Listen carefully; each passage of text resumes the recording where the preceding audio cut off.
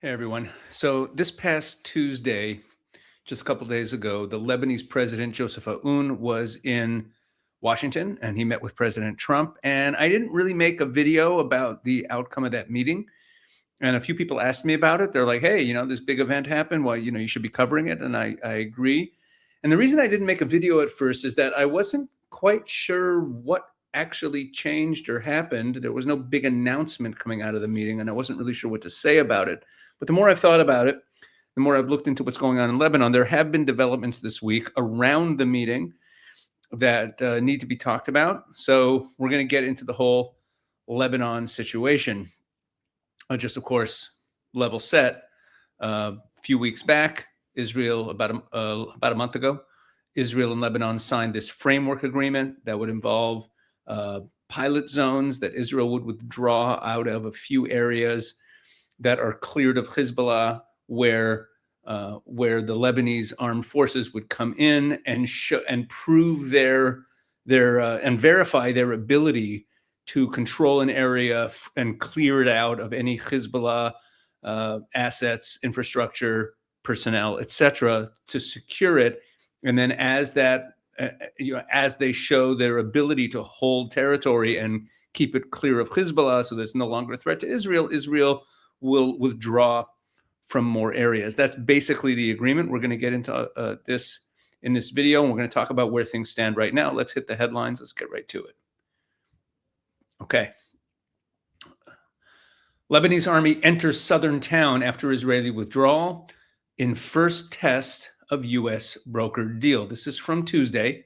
So what happened was Israel withdrew right before the Trump-Aoun meeting. Let's hit it. Lebanese army troops began deploying in the southern Lebanese town of Zoutar al-Gharbia.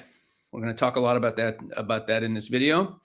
Zoutar al-Gharbia on Tuesday after Israeli forces withdrew from the area, a senior Lebanese security official said, in line with a U.S. brokered plan. The plan foresees Lebanese army troops confiscating weapons from the Iran-aligned Hezbollah group in parts of southern Lebanon and phased withdrawals of Israeli troops. Let me read that sentence again. The plan foresees Lebanese army troops confiscating weapons from Hezbollah in parts of southern Lebanon and phased withdrawal of Israeli troops. The Israeli military said on Monday that the plan, dubbed the Pilot Zone Program, had begun. Okay, and that's basically the story. There's a little bit more in this news item. It also talks about how the Lebanese army said later that Israeli forces had fired near its units in the area.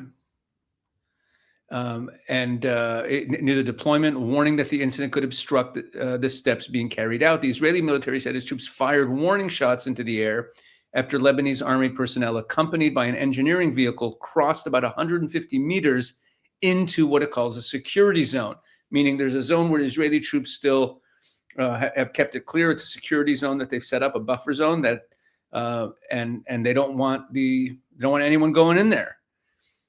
So. And they fired in the air. Okay. It said that the area was not part of the pilot zone, and that's why they fired in that area. So this withdrawal came in advance of the Trump-Aoun meeting. Okay. Now, here I want to show you how it was reported in Saudi media. Arab News is owned by a member of the Saudi royal family. Zoutar al-Gharbia becomes the first test of Israeli withdrawal and Lebanese army deployment in South Lebanon. And I'm just going to jump down to the key passage in this. Most of it is just reporting on this same story. Look what it says down here. The framework agreement does not specify a timetable for Israel's withdrawal from areas it occupied or controls in southern Lebanon, including territory extending more than 10 kilometers inside Lebanon. Under the agreement, Israeli withdrawals are linked to the Lebanese army assuming full security responsibility in evacuated areas and to the disarmament of armed groups, an apparent reference to Hezbollah. This is the key of the whole thing. Now, I want to remind you, if you've been watching my channel, that when the agreement between Lebanon and Israel was first signed, which says that the withdrawals are conditional on Hezbollah being disarmed. I said at the time that we have to beware, or we have to looking downrange. This is what I predicted. I said what we're going to now see is pressure on Israel to withdraw prematurely, and that Israel needs to resist any call for timetables. Again, if you watch my videos, you might remember I talked about that. Timetables is the thing that Israel has to resist. There can be no timetables, because once there's timetables, we'll draw within a month, we'll draw within a year, whatever it is. Once there's a timetable, what ends up happening, this happens all the time with Israel, is that the other side doesn't fulfill their commitments, but immediately starts hammering Israel, and everyone starts, looking at the timetable saying, oh, this is the date you're supposed to withdraw, and Israel's supposed to uphold its end of the bargain before the other side does. So it cannot be dependent on a timetable. It's got to be dependent on performance. And this agreement is written that way. We're going to take a look at the agreement in a couple minutes. Let's just finish with Zoutar al-Gharbia, another story from Arab News. And this is from 2 days ago. Lebanon plants flag in Zoutar al-Gharbia as Hezbollah questions next steps. Okay, Hezbollah on Wednesday questioned the Lebanese state's next steps after the deployment of the Lebanese army to Zoutar al-Gharbia, part of a pilot initiative linked to the U.S. brokered framework. The move came a day after the unprecedented summit in Washington between Aoun and Trump. Hezbollah MP Hussein Haj Hassan said the summit had delivered American promises without guarantees. There will be no dialogue with those who attack us, destroy our land and our homes, and kill our people. This guy he's aligned with Hezbollah. But he stopped short of criticizing the Lebanese army. He also rejected any attempt to block Iranian funding for reconstruction, saying it would be difficult to cut. That it would be difficult to cut off Hezbollah from its support base. Lebanese Parliament Speaker Nabi Berri, who is Shiite and sort of pro-Hezbollah most of the time, said a real test after the Washington meeting was whether this ceasefire would hold and whether Israel would complete its withdrawal from southern Lebanon. See, all they care about is withdrawal. The fact that withdrawal is actually tied to the disarmament of Hezbollah, everyone ignores, meaning Israel has to complete its withdrawal. Israel is committed to withdrawal. That's the way they spin it. Okay, this is what I warned about. Now, this isn't a huge deal. It's just the Lebanese parliament speaker, but you see what's going on here. Now it talks about Joseph Aoun, and this is Joseph Aoun was at the Lebanese embassy in Washington, and he was speaking to people there, and he outlined a gradual approach that begins with addressing the Israeli occupation, continues with the Lebanese army assuming full control over security, and ends with the reconstruction and economic recovery led by the state. And then it talks about Nawaf Salam, the prime minister, who said that the government would continue mobilizing all our political and diplomatic efforts to secure a complete withdrawal from all Lebanese territory. He had, and now we're quoting Brigadier General Bassam Yassin, who said that Israel was unlikely to withdraw without major U.S. pressure.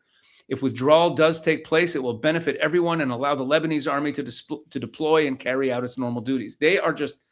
All they're focused on is getting Israel to withdraw, as though the withdrawal is just an obligation that Israel has. And check this out. From Reuters, this is from the meeting. This is the Reuters reporting on the meeting between Trump and Aoun. Lebanon's Aoun tells Trump an Israeli troop withdrawal is needed. Lebanese President Joseph Aoun told U.S. President Donald Trump on Tuesday that a full Israeli withdrawal from Lebanese territory was essential to consolidating stability and enabling the state to extend its authority, the Lebanese presidency said. In their first meeting, the two leaders discussed plans to disarm the Iran-backed militant group Hezbollah and secure Israel's withdrawal from Lebanon. The Lebanese presidency said they also discussed U.S. support for Lebanon's army, reconstruction, economic recovery, and American investment.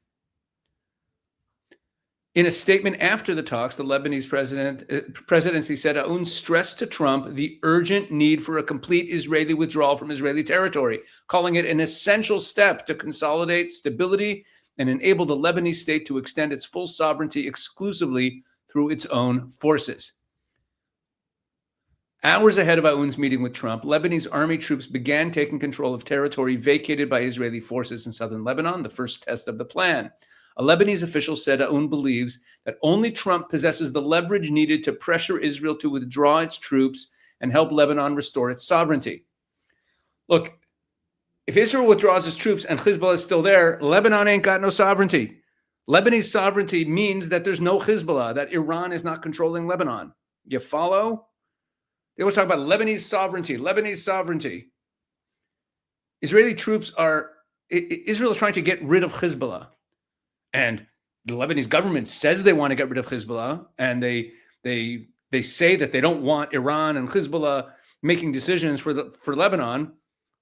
So Israel withdrawing before Hezbollah is completely gone is not a restoration of Lebanese sovereignty. They're just trying to get Israel to withdraw.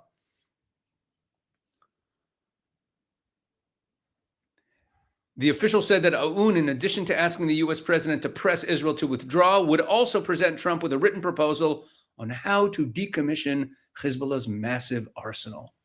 Right. Look, let's take a look at the agreement itself, just to remind ourselves what it actually says.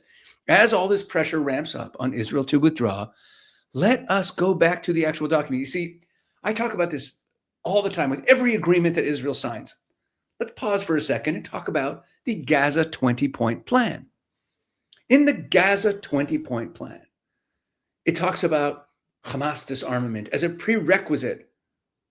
Hamas dismantling and disarmament and having no control whatsoever, directly or indirectly, is the exact wording, in any of the governance in Gaza, and that all has to happen as a prerequisite for the International Stabilization Force coming in. And only once the International Stabilization Force comes in does Israel begin to withdraw. And yet, what do we have? What do we have? We have Hamas still in charge and calls for Israel to withdraw. Now, Israel doesn't heed any of them, and that situation is not going anywhere. But this always happens when Israel signs agreements. There's a sequence in the agreement, and then the other side just completely ignores it, and that's what happens. Anyway, but let's take a look at this framework. Here's the original framework agreement signed on June 29th, almost a month ago. Here's the text. Clause 2. The government of Israel and the government of Lebanon commit to a reciprocal, sequenced process with clear conditions, whereby the Lebanese armed forces will restore effective sovereign authority over all Lebanese territory, pending, here's the key, pending the verified disarmament of non-state armed groups, i.e. Hezbollah, and dismantlement of associated infrastructure, enabling the IDF to progressively redeploy out of the Lebanese territory. Can we all say that together now again? That it's a sequenced process with clear conditions, and it's pending the verified disarmament of non-state armed groups and dismantling their infrastructure. And that is what enables the IDF to progressively redeploy out of Lebanese territory. So what's with the pressure for Israel to withdraw? Why should there be? Israel doesn't need pressure to withdraw. If this gets fulfilled, Israel will withdraw. That's all there is to it. Pressure on Israel to withdraw from Lebanese territory. And Aoun said that he asked Trump, and this is all the reports of the meeting. They're saying that they asked Trump to pressure Israel to withdraw. Now, I'm not saying that Trump will pressure Israel to withdraw or that Israel will withdraw if Trump pressures them to. I'm not suggesting that at all. All I'm saying is that I have less and less confidence, not that I had all that much, but I don't have much confidence in this Lebanese leadership that they're serious about trying to get rid of Hezbollah if this is the direction they're taking. You don't need to pressure Israel to withdraw. It says exactly what the conditions are under which Israel will withdraw, and we're far away from them. The components of this process will be detailed in a security annex developed with the full support of the United States that will complement this framework. The framework will set out the requisite measures, security arrangements, and verification mechanisms to advance this process. I'd love to see that security annex. Successful implementation of this framework will pave the way for a stable and peaceful relationship between the two countries and will enable the IDF to redeploy out of Lebanese territory. Clause 3. Pursuant to the security annex, as part of the broader effort toward the Lebanese state's monopoly of arms and sovereign territorial control, the LAF, the Lebanese Armed Forces, will gradually assume full and effective security responsibility in pilot zones, which will serve as the mechanism for phased and verified redeployments of the IDF and deployments of the LAF. 2 initial zones have been agreed to by the IDF and the LAF, and future pilot zones will also be agreed upon mutual consent. Now, I give this a double highlight here. Upon the confirmation of successful disarmament of non-state armed groups, i.e. Hezbollah, and dismantlement of their infrastructure in these zones, the LAF will assume full and effective security responsibility in these zones. Internationally supported reconstruction efforts will begin. Lebanese civilians will be able to safely return to these areas under the exclusive control of the Lebanese state authorities. The United States intends to work closely with both countries to verify and support this process. Clause 4 includes this line: the government of Lebanon will rebuild the state's monopoly on the use of force, achieve the complete and verified disarmament of all non-state armed groups, and ensure that such groups will have no military or security role and no armed capabilities anywhere in Lebanon. Now, here's what I love about this line. Again, I'm going to bring us back to the 20-point plan for Gaza, which, in talking about the disarming of Hamas, it talks about it as something that will happen. It even literally says there will be a process of disarmament. It gives no indication about who's supposed to do it or what the process is. There will be an agreed upon process. And here it says, the government of Lebanon will rebuild the state's monopoly on the use of force, and it will achieve the complete and verified disarmament of non-state armed groups. Really, it will. It will achieve this. What's the process? Aoun says that it can't be done militarily. Really? You mean it can be done non-militarily? You can get Hezbollah to surrender their weapons non-militarily? How's that supposed to work?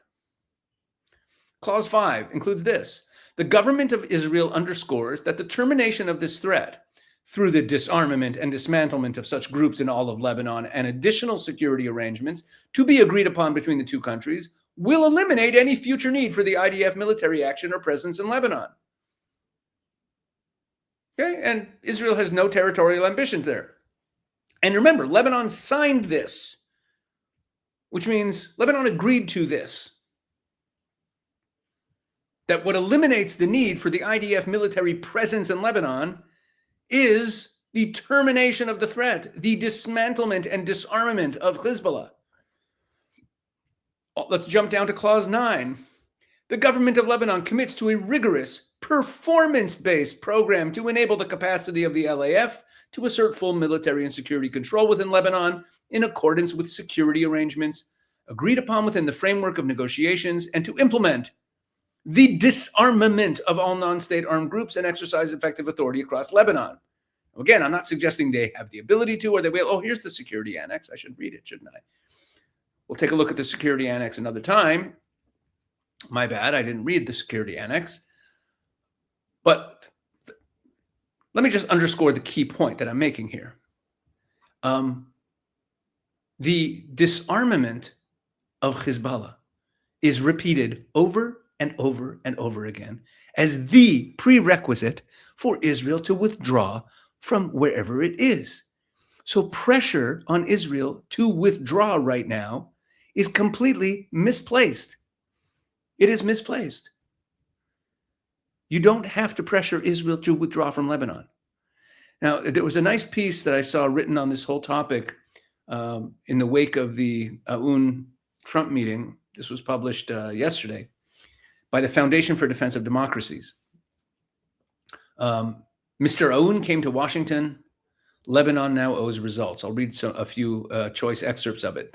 Lebanese President Joseph Aoun's July 21st meeting with President Donald Trump clarified the terms of the U.S.-Lebanese relationship, but did not resolve Lebanon's central problem: Hezbollah's weapons and the absence of a state monopoly on force.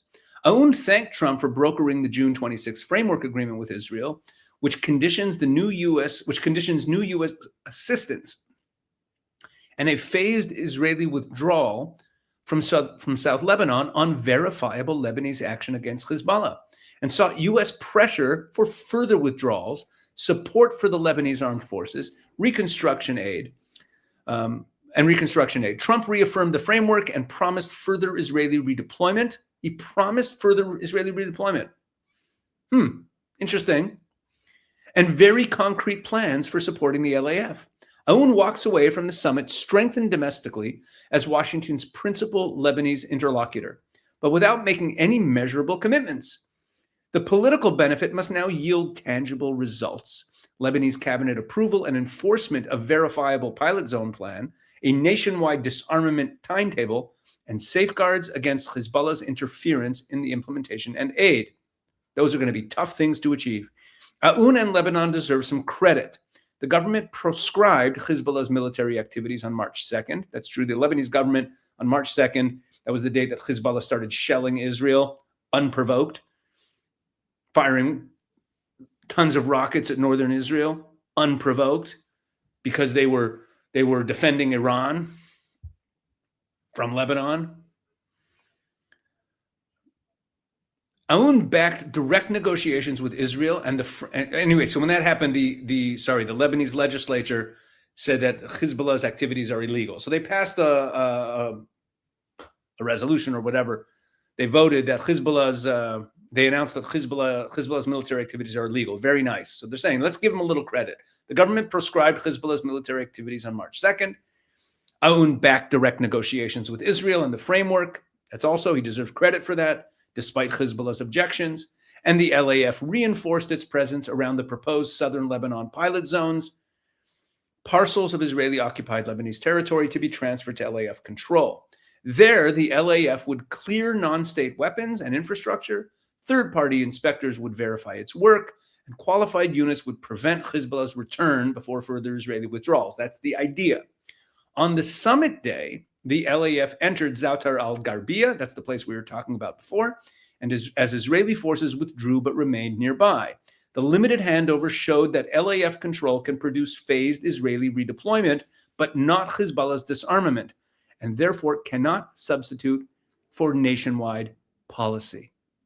Yet Aoun has already taken positions that hollow out the framework. He publicly placed Israeli withdrawal before Lebanese performance and insisted that Hezbollah's disarmament cannot be achieved by force, effectively giving the group a veto. Why does it give it a veto? If you're saying that we're not going to disarm Hezbollah by force, so you basically mean that you need to get them to agree to disarm. That gives them a veto. And you know what they're going to say? No. It's just like the disarming of Hamas in Gaza. It's just words on a piece of paper that no one's going to pay any attention to, and it's never going to happen. And Israel's going to stay where they are, and then they're just going to ramp up the pressure on Israel to withdraw. And there's going to be this whole narrative of Israeli occupation of South Lebanon. That's where we're headed here. Because Israel's not going to leave until Hezbollah is taken out. Hezbollah's not going to be taken out by these jokers. That's where we are. And it's going to be Israel occupies South Lebanon. Israel does not want to be in South Lebanon.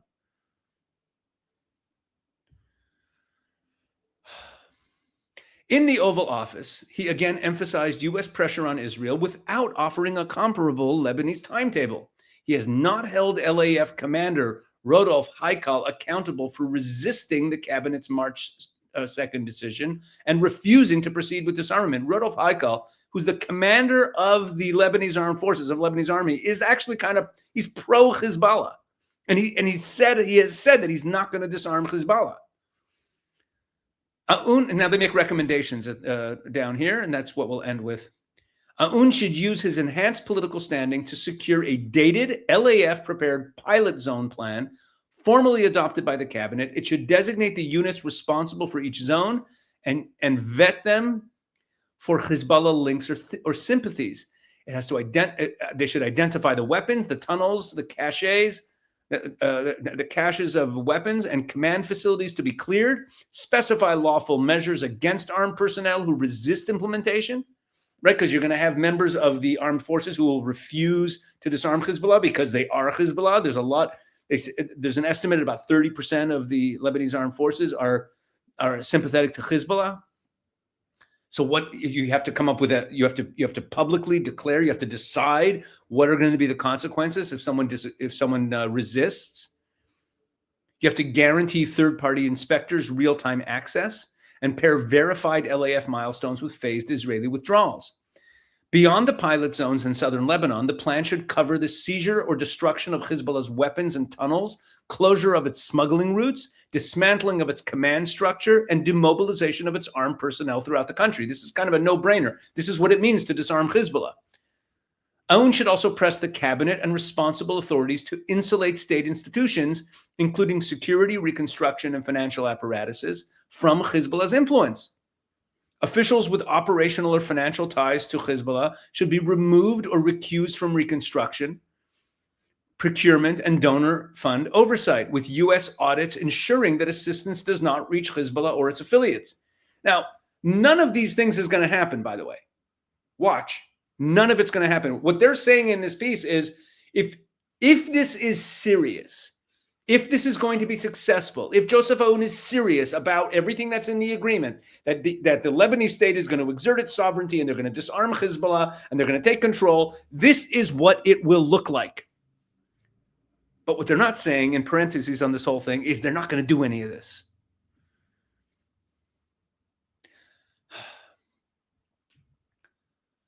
If Haikal continues to delay or resist cabinet directives, Aoun should press the cabinet to impose lawful consequences. He should be removed from his post as the head of the army. Lebanon should cooperate with targeted U.S. sanctions against officials obstructing disarmament. Let Aoun get up and say that anyone who obstructs the disarmament of Hezbollah will be sanctioned. He's not saying that. All he's saying is Israel needs to withdraw. And work with Washington to dismantle Hezbollah's financial institutions.